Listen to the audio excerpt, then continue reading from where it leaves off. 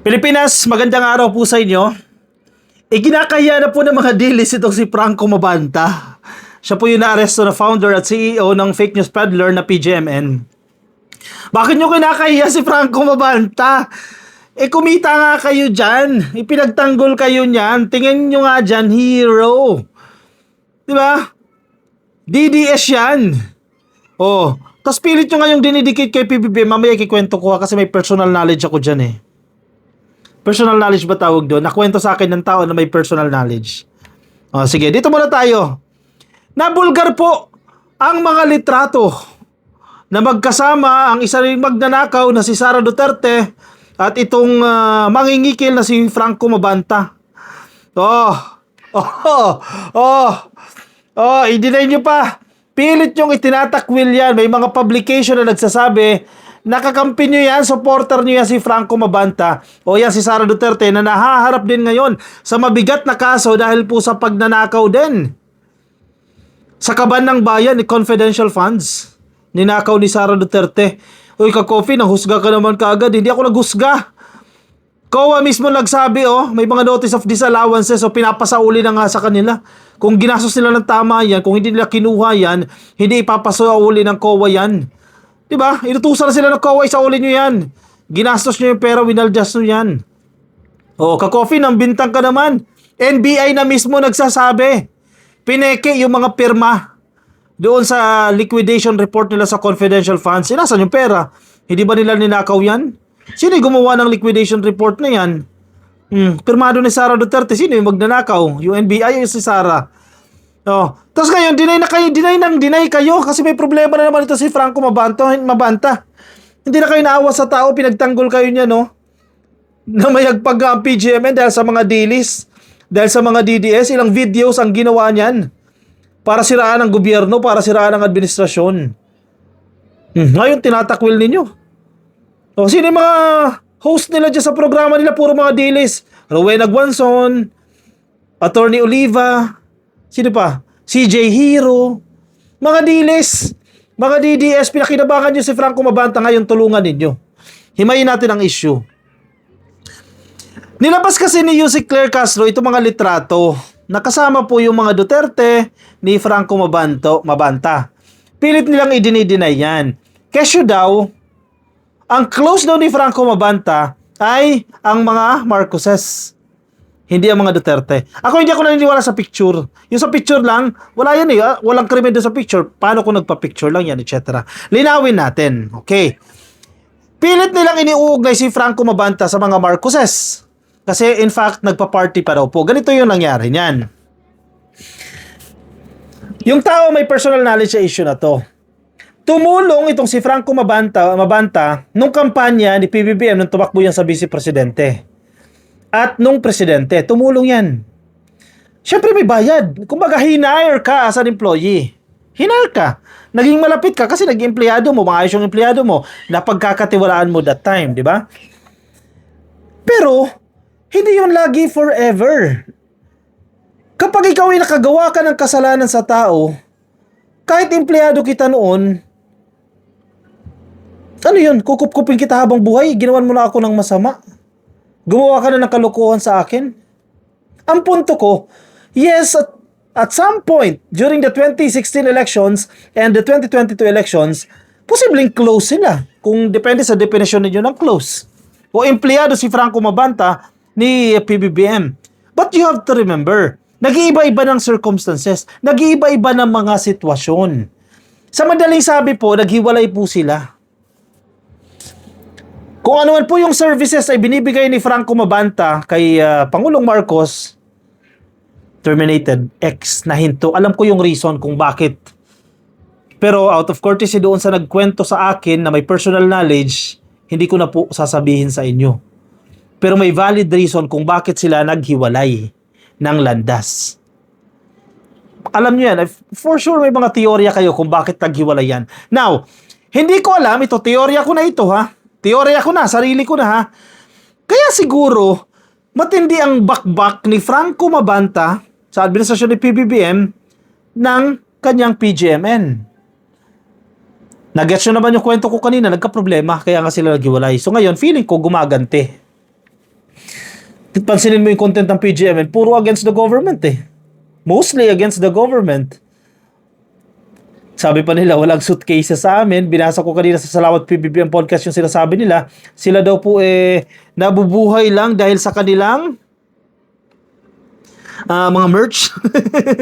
May mga merch sila, may mga paninda sila. Ayan, we built PGMN with no suitcases of cash. No oligarchs and no dynasties behind us. Wow, nangingikil pala. Anyway, sige. Okay, na-establish na natin yan. Punta kayo sa Peanut Gallery Media Network. May linabas po silang statement. Ito. Himayin natin. Kayo na humusga. Kung nagsasabi ng totoo itong Peanut Gallery. Medyo mahaba po yung statement na yan. Pero nabasa ko na yan. Yan, check ninyo. Peanut Gallery. Basahin natin ha. We are innocent. Sabi nila, statement nila ito ha. Si Franco Mabanta yung nagsasalita. We are innocent. This was a setup. Setup lang pala ito. Innocent na sila, walang kasalanan. Mamaya, i-reserve nyo yan. May papakita ko sa inyo video. Over the last 5 months, PGMN completed immense, comprehensive, painful research on the breathtaking national corruption of Martin Romualdez while he was Speaker of the House of Representatives. Hinuhusgahan po nila si Romualdez na most corrupt. Okay. What we have is devastating. Ganyan ba kalinyahan nila no? Sila CJ Hero, ganyan yung mga tono Sila Oliva no? What we have is devastating. Matindi daw po yung hawak nila, makapanira. The episode was filmed several weeks ago. It has been fully edited. It is 90 minutes long, packed with hard evidence, and ready for release. That is why this is happening. There was no extortion. Ayos There were no zero threats from us. That's all BS. BULSHIT. The evidence provided showed one side of the story. We committed no crime and we can prove it. Romualdez did this to silence us. Wow! Wow! Gusto lang daw po silang patahimikin. Why? Because the timing of the release of our expose would leave him in a desperate situation, particularly with his vast concurrent troubles with the ombudsman hanging over his head as President Marcos signals that he is clearly listening to what the country wants and it... Wait lang. As President Marcos signals that he is clearly listening to what the whole country wants. Okay. Sige na. Meron daw po silang expose. Ganito daw 90-minute video po yan. 1 hour and 30 minutes yung expose na yan. Matagal na raw pong tapos yan at ready for release. Tanungin ko kayo bakit ayaw nyong i-release?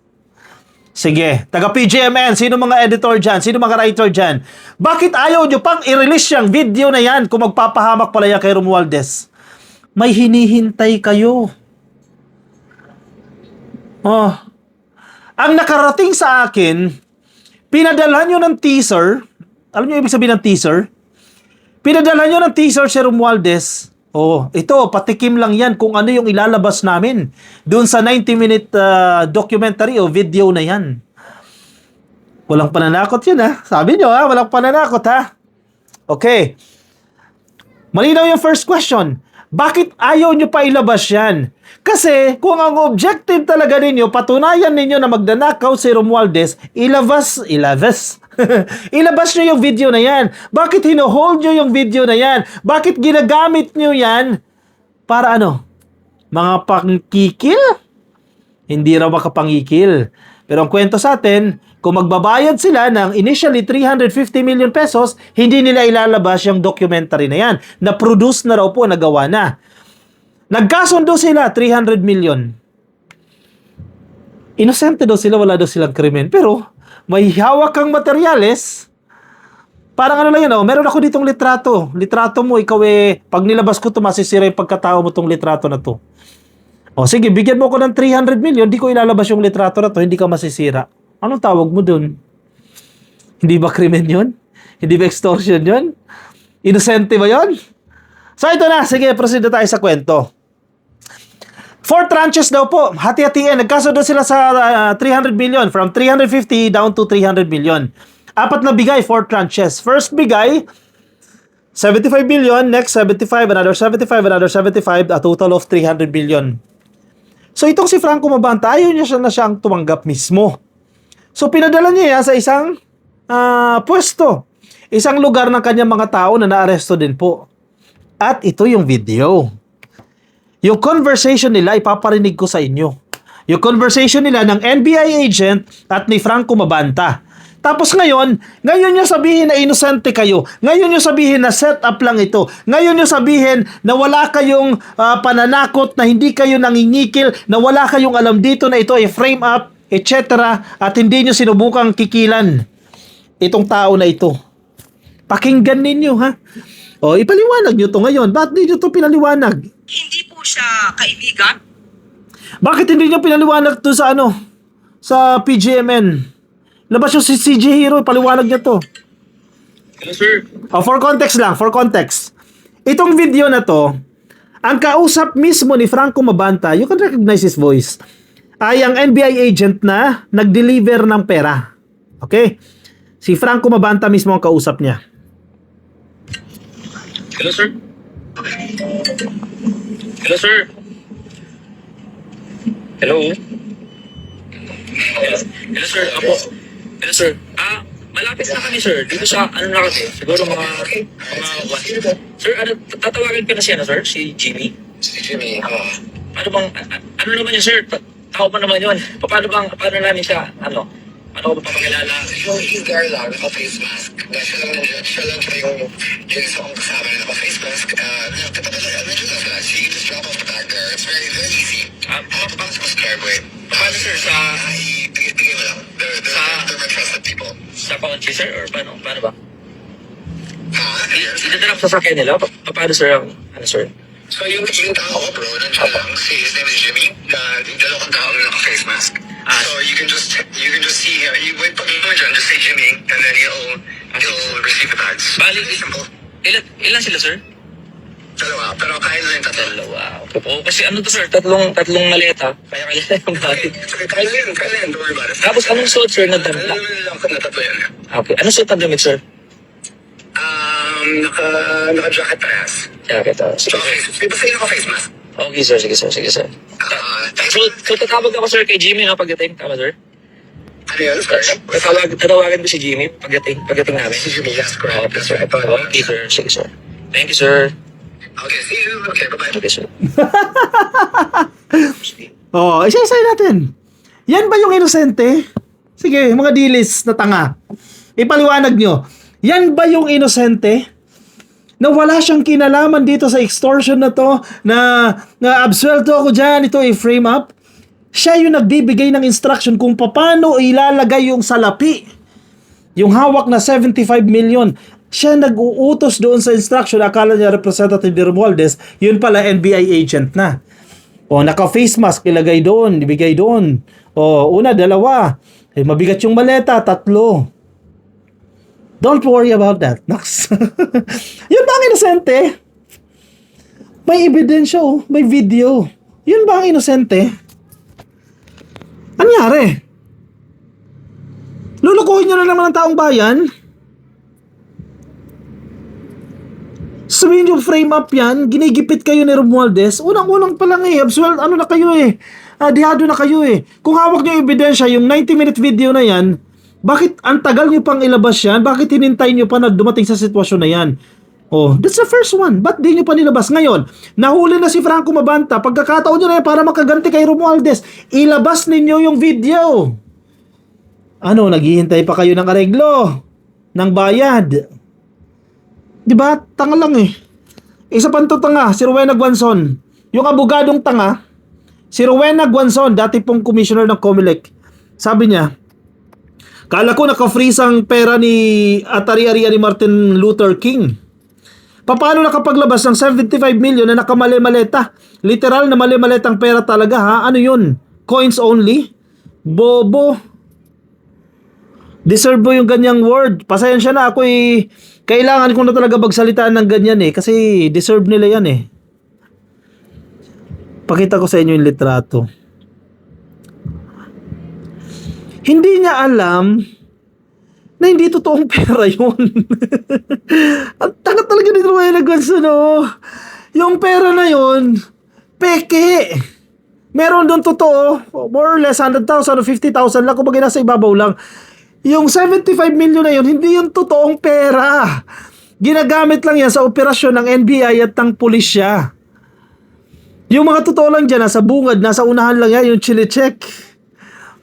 Ang tanga talaga ni Rowena Gonzo, no? Hindi mo alam yan, abogado ka?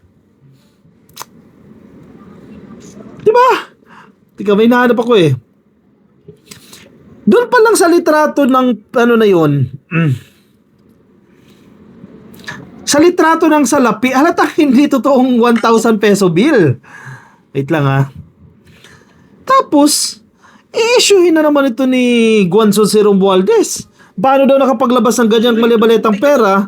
Eh samantala naka-freeze daw po yung kanyang assets. Tanga lang talaga mga DDS. Ayan o.